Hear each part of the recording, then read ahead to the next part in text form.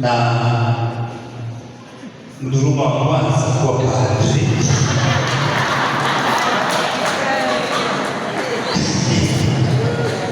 Kwa hivyo ni Mduruma wa kwanza kuwa padri tangu dunia iumbwe.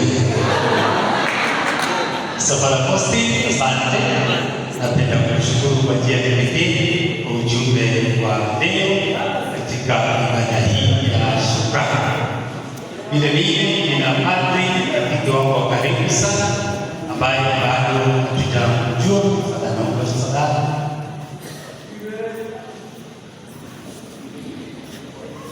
Upadri sasa kwa wangu, lakini kuna wakati alikuwa mwanafunzi wao.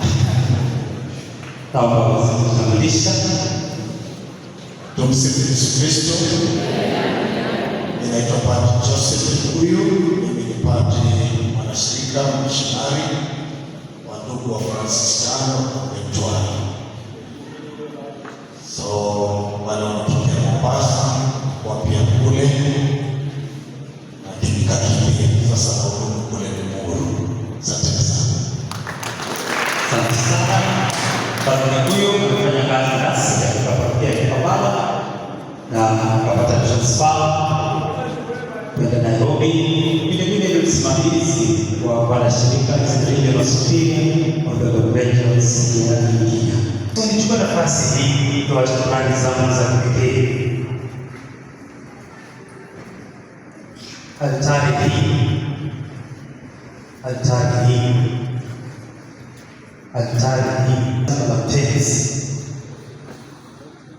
Padre Mtezi hajajua sana historia ya altari hii. Hivi ni kama alitumwa na Mungu ujumbe wa leo. Kwenye altari hii 1987 nilipata wito nikiwa mtumishi wa misa seminari, nikiwa mseminari wa kwanza kutoka katika parokia hii ya St. Philip's Omani. Parokia bado ilibuniwa 1987 kutoka parokia ya St. Joseph the Waka Shibuye, ambapo Father Capitus anatoka parokia hii. Na 1988 paroko ameniambia ilikuwa miaka 10 kabla hajazaliwa, nilianza safari yangu ya wito kuwa padri katika seminari ya malezi ya kiroho St. Mary's kule Moro. 1990 kaingia seminari katika Agostino Mbaba kusoma filosofia, na 1989 na 1990 mwezi wa 5 tarehe 17 kwenye altari hii tena nilipoteza wito wa upadri.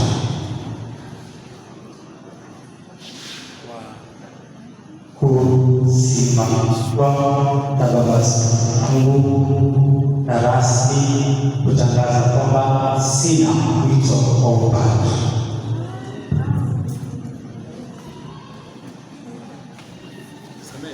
Shukrani kwanza kwa Mungu. Tendo la ujasiri kwamba ilikuwa kwa hamasa kwanza kwa hii parokia,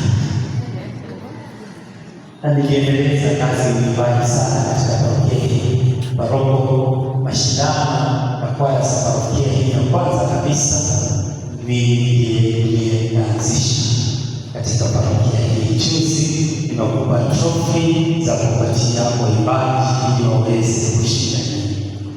1990 hiyo nilipopoteza wito kwenye altari, nilirudi jiunga na Wakristo katika uimbaji.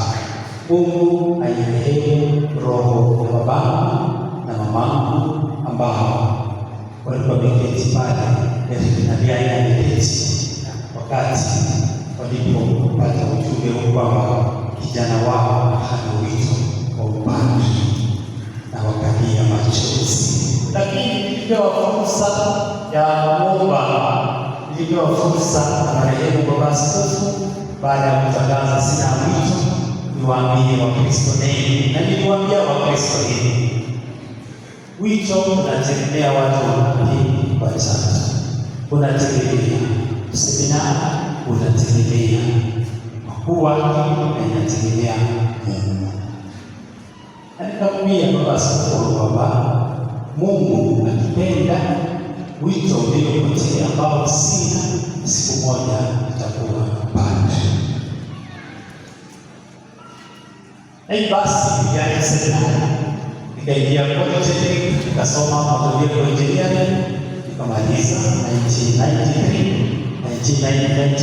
1992, nikapata kazi katika Battersea Company kule Limuru, nikafanya mwaka mzima kule Limuru. 1994 nikakutana na padri mmoja ambaye alinipeleka retreat, na kutoka retreat ya siku 9 wito ukarudi.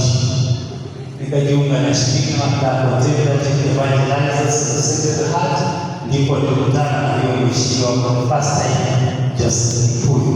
1994, 95 nikajiunga na 96, 97 nikasikia wito unasema hapa ulipo umefungiwa sana, unahitaji wito kutembea kwa Wakristo sana. Nikapata njia kwa baba askofu marehemu Luigi Lokati, askofu wa Isiolo. 1999 nende seminari kule Nairobi St. Thomas. 2000 mwezi wa 5 nikapata ushemasi wa kipekee. Kwa sababu gani nasema ushemasi wa kipekee? Kwa seminari kulikuwa 48 katika seminari, 12 wetu tulipokea sakramenti ya ushemasi, na askofu marehemu Nicodemus Kilima ndiye aliyetakiwa kutupa daraja. Tukiwa kwenye retreat akawa mgonjwa, tukarudi siku ya Ijumaa. Askofu alikuwa kwetu kwa plenary, wanaondoka. Askofu atakayetuonea Nicodemus Kilima amekuwa mgonjwa, maaskofu akachagua askofu mmoja tu atupe wa mashemasi. Ni askofu aliyeniambia sina wito, ndiye aliyefanya kuwa shemasi.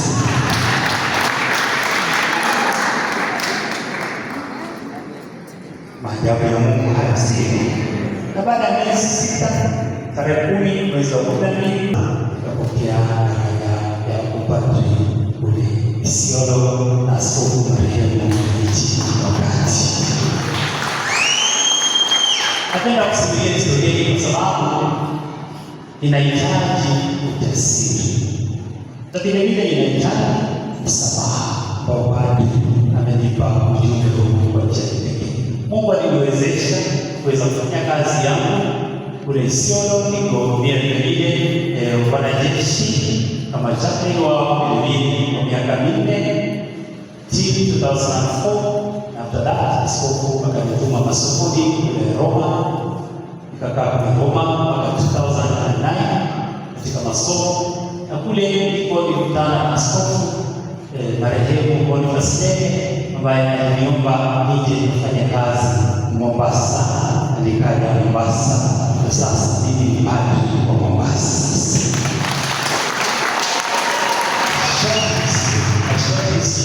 Of my education.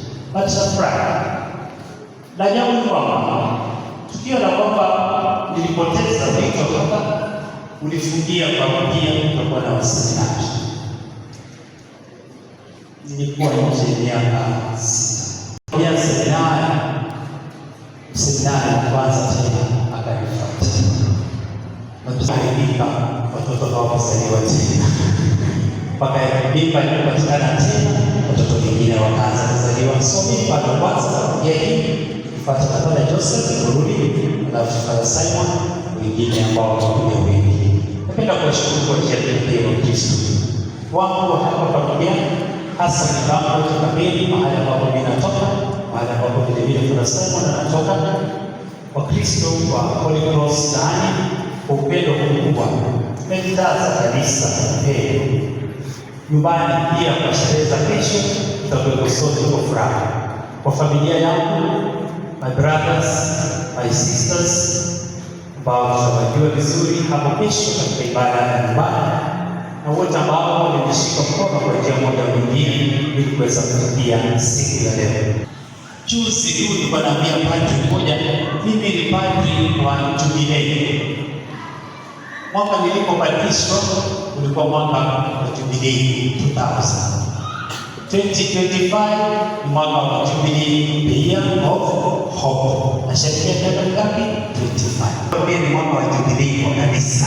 Tutakuwa nasherehekea Jubilei. Mungu aliipenda hili, alipanga hili, na ninamshukuru sana Mwenyezi Mungu kwa zawadi hii. Awabariki sana kwa the effort ambayo ameweka kwa safari ya Baba na wote hapa katika familia kujenga kanisa. My dear Parish Priest, Father, I'm so humbled. Father Godin, thank you so much. I'm so happy to have you guys here to arrange everything that you've arranged, na Mungu aendelee kutubariki. Asante, Mungu awabariki.